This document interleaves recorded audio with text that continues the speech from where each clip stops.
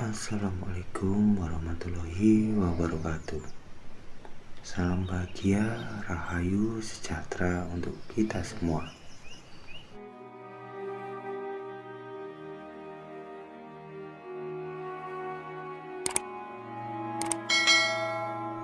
Dalam kesempatan kali ini, saya akan membahas tentang sihir dan kesaktian leluhur di Nusantara.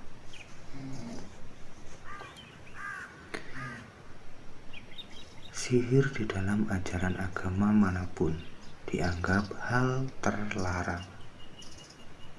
Namun kenyataannya, antara larangan dan tradisi, sihir tersebut terus berkembang seolah mampu hidup.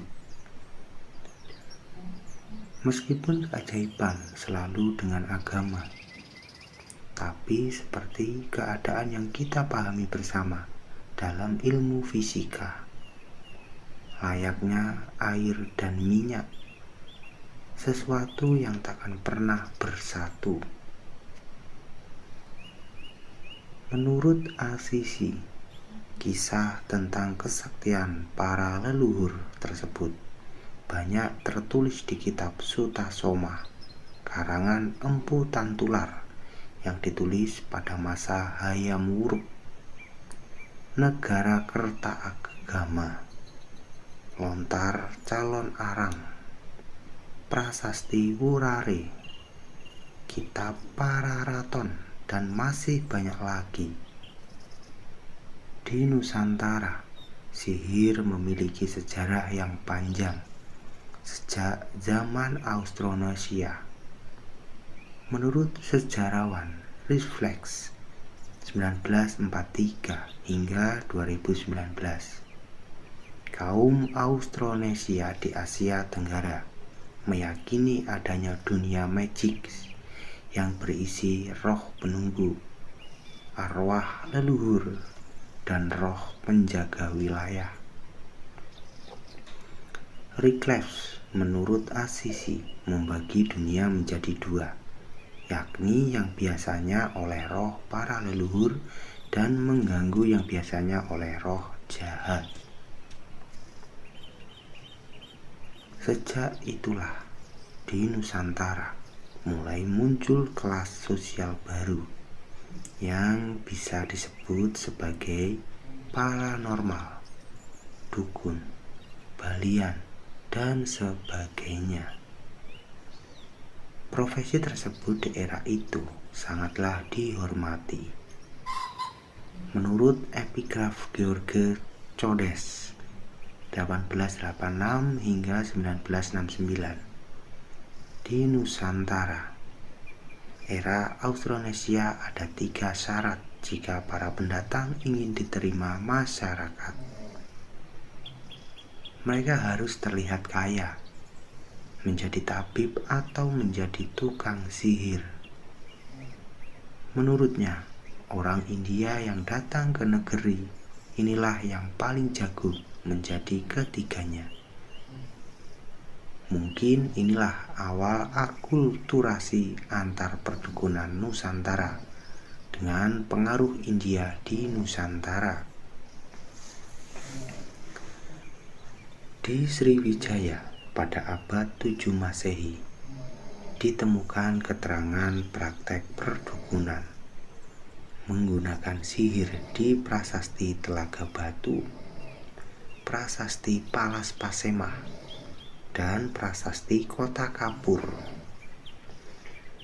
Di sana memuat larangan raja agar tidak mempergunakan praktek sihir, terutama untuk meruntuhkan pemerintahan. Sihir di zaman Majapahit, di masa keemasannya, banyak ditemukan penggunaan jampi-jampi pengasihan. Di kitab Sutasoma mencatat adanya guna-guna untuk memikat lawan jenis. Meski lebih banyak mantra-mantra sakti untuk peperangan.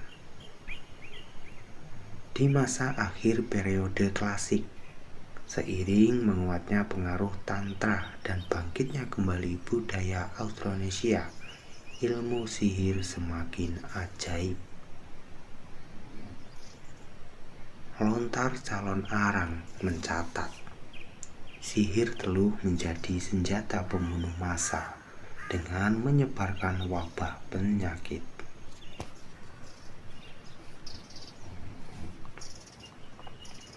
Berkembang pula praktek pemanggilan roh dengan medium manusia, memanipulasi alam atau pawang, hingga pembangkitan mayat. Dan hal seperti itu terus berkembang di seluruh Nusantara dan di setiap zamannya hingga sekarang.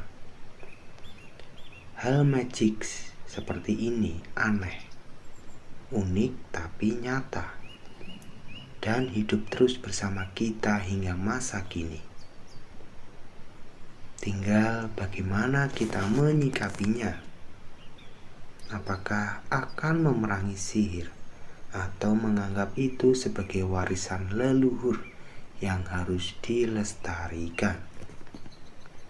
Karena hal gaib dan hal nyata itu tidak jauh berbeda, dan kita hidup berdampingan dengan alam gaib, alam yang tidak nyata.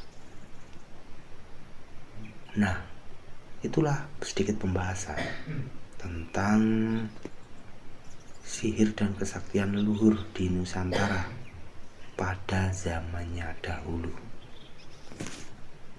Nah, bagaimana kalau menurut kamu tentang ilmu sihir ataupun kesaktian para leluhur? Bagaimana kalau menurut kamu tentang hal tersebut? Antara percaya ataupun tidak, kembali kepada diri kita masing-masing.